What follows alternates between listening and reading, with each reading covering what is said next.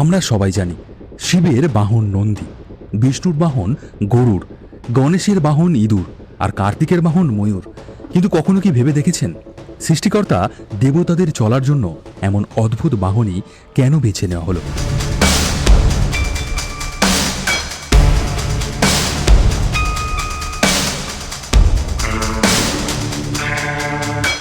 যে দেবতার অসীম শক্তি, তার বাহন একটি ছোট ইঁদুর কেন? যিনি সমগ্র বিশ্ব ব্রহ্মাণ্ডের পালনকর্তা, তার বাহন একটি বিশাল পাখি কেন? আর ধ্বংস ও রূপান্তরের দেবতা মহাদেবের সঙ্গে একটি ষাঁড়ের সম্পর্কটাই বা কি? আজ আমরা শুধু দেবতাদের বাহনের নাম জানব না, জানব তাদের পিছনের কাহিনী, প্রতীকী অর্থ এবং কোন পুরাণে তাদের সম্পর্কে কি বলা হয়েছে। শুরু করি মহাদেবের বাহন নন্দীকে দিয়ে। নন্দী শুধু শিবের বাহন নন, তিনি শিবের পরম ভক্ত, দ্বাররক্ষক এবং শৈব পরম্পরায় একজন গুরুত্বপূর্ণ চরিত্র। বিভিন্ন পৌরাণিক পরম্পরায় নন্দীর জন্ম ও শিবের সঙ্গে তার পরম সম্পর্ক বিভিন্ন কাহিনীতে পাওয়া যায়। একটি প্রচলিত কাহিনীতে নন্দীকে ঋষি শিলাদের পুত্র হিসাবে বর্ণনা করা হয়েছে, যিনি কঠোর তপস্যার মাধ্যমে শিবের কৃপা লাভ করেন। এরপর নন্দী শুধু শিবের বাহনই নন, শিবের অন্যতম প্রধান গণ ও সেবক হিসাবে প্রতিষ্ঠিত হন। তাই নন্দীর অর্থ শুধু শক্তি নয়, অটুট ভক্তি, ধৈর্য এবং প্রভুর প্রতি সম্পূর্ণ আত্মসমর্পণ। এবার আসি বিষ্ণুর কাছে, যার বাহন গরুড়।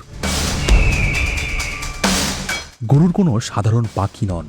হিন্দু পুরাণে তিনি কাশ্যপ ঋষি ও বিনতার পুত্র হিসাবে পরিচিত। গরুড়ের সঙ্গে নাগেদের শত্রুতার কাহিনী পুরাণে অত্যন্ত গুরুত্বপূর্ণ। মায়ের মুক্তির জন্য গরুড় যে অসম্ভব শক্তির পরিচয় দিয়েছিলেন, সেই কারণেই তিনি দেবতাদের মধ্যে বিশেষ মর্যাদা লাভ করেন। পরবর্তীতে বিষ্ণুর সঙ্গে তার সম্পর্ক প্রতিষ্ঠিত হয় এবং গরুড় হয়ে ওঠেন বিষ্ণুর বাহন। এখানে গরুড় শুধু বাহন নন, তিনি শক্তি, গতি এবং অশুভের বিরুদ্ধে সংগ্রামের প্রতীক।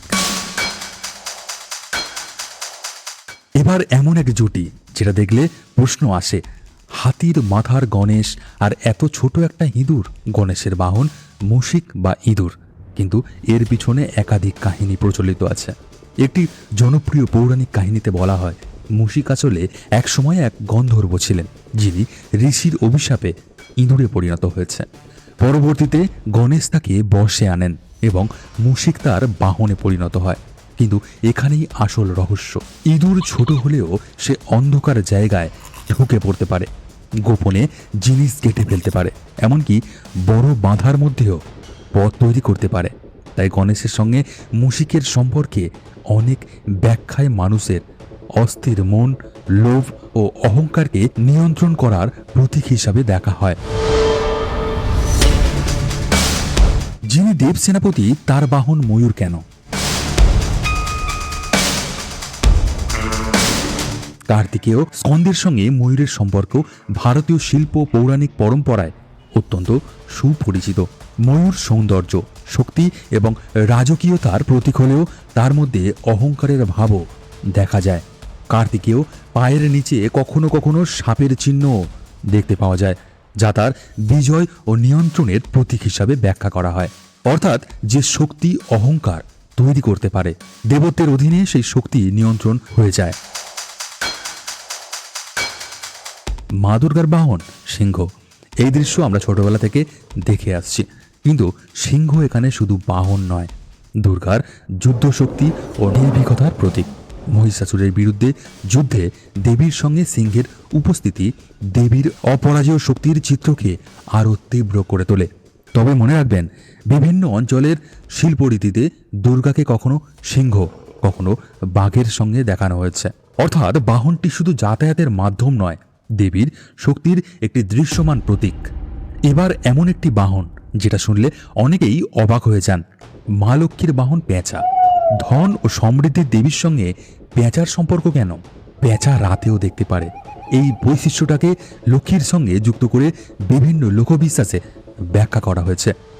আবার অন্য প্রতীকী ব্যাখ্যায় পেঁচা অন্ধ সম্পদ লোভের প্রতীকও হতে পারে, অর্থাৎ সম্পদ থাকলেই জ্ঞান আসে না, তাই লক্ষ্মীর বাহন পেঁচা আমাদের সামনে একটা গভীর প্রশ্ন রাখে, সম্পদকে তুমি নিয়ন্ত্রণ করবে নাকি সম্পদ তোমাকে নিয়ন্ত্রণ করবে? বিদ্যার দেবী সরস্বতীর সঙ্গে হাঁসের সম্পর্ক।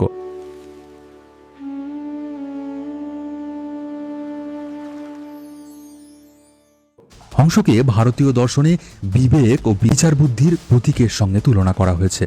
প্রচলিত প্রতীকে বলা হয় হংস দুধ ও জলের মিশ্রণ থেকে দুধ আলাদা করে দিতে পারে, যদিও এটিকে বাস্তব প্রাণীবিজ্ঞানের তথ্য হিসাবে নয়, প্রতীকী কাহিনী হিসাবে বোঝা উচিত। অর্থাৎ সরস্বতীর বাহন আমাদের শেখায় শিক্ষা শুধু অনেক কিছু জানা নয়, সত্য ও অসত্যের মধ্যে বিচার করার ক্ষমতাও।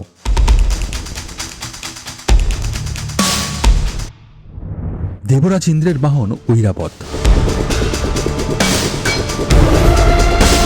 এক অসাধারণ সাদা হাতি। পৌরাণিক কাহিনীতে সমুদ্র মন্থনের সময় যে ঐশ্বরিক বস্তু প্রকাশিত হয়েছিল তাদের মধ্যে ঐরাবতের কথাও পাওয়া যায়। পরবর্তীতে ঐরাবত ইন্দ্রের সঙ্গে যুক্ত হয়ে যায়। হাতি এখানে রাজকীয় শক্তি, সামর্থ্য এবং মর্যাদার প্রতীক, তাই দেবরাজের বাহন হিসাবেও ঐরাবতের নির্বাচন অত্যন্ত তাৎপর্যপূর্ণ।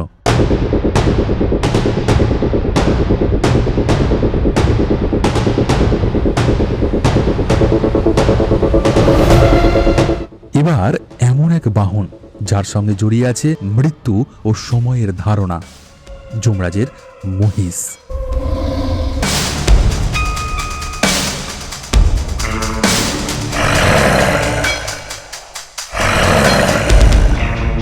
যমকে সাধারণত মহিষ আরোহণকারী দেবতা হিসাবে চিহ্নিত করা হয়। মহিষের ভারী ও ধীর গতি যেন মৃত্যুর অনিবার্যতার একটি প্রতীক চিহ্ন। মৃত্যু কারোর জন্য দ্রুত বা ধীর নয়, সময় হলে তাকে আসতেই হবে। তাই যমরাজের বাহন যেন মানুষকে জীবনের অনিবার্য সত্যের কথা মনে করিয়ে দেয়।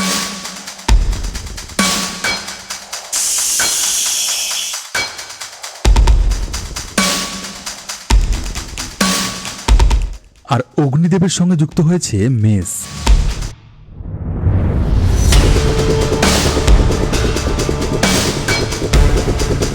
প্রাচীন ভারতীয় ধর্মীয় পরম্পরায় অগ্নির বাহন হিসাবে মেষের উল্লেখ পাওয়া যায়।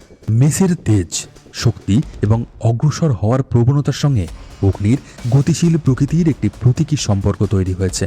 এখানে আবার দেখা যাচ্ছে বাহন শুধু বাহন নয়, দেবতার শক্তির একটি প্রতীকী প্রকাশ।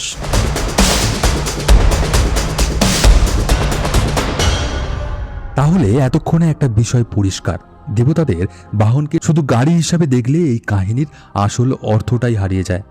নন্দী শেখায় ভক্তি ও স্থিরতা, গরুর শেখায় শান্তি ও মুক্তি, মুশিক অর্থাৎ ইঁদুর শেখায় অস্থিরতাকে নিয়ন্ত্রণ করতে, ময়ূর মনে করিয়ে দেয় অহংকারকে জয় করার কথা, আর মা সরস্বতীর হংস শেখায় বিচার বুদ্ধি, আর মহিষ আমাদের মনে করিয়ে দেয় মৃত্যু অনিবার্য।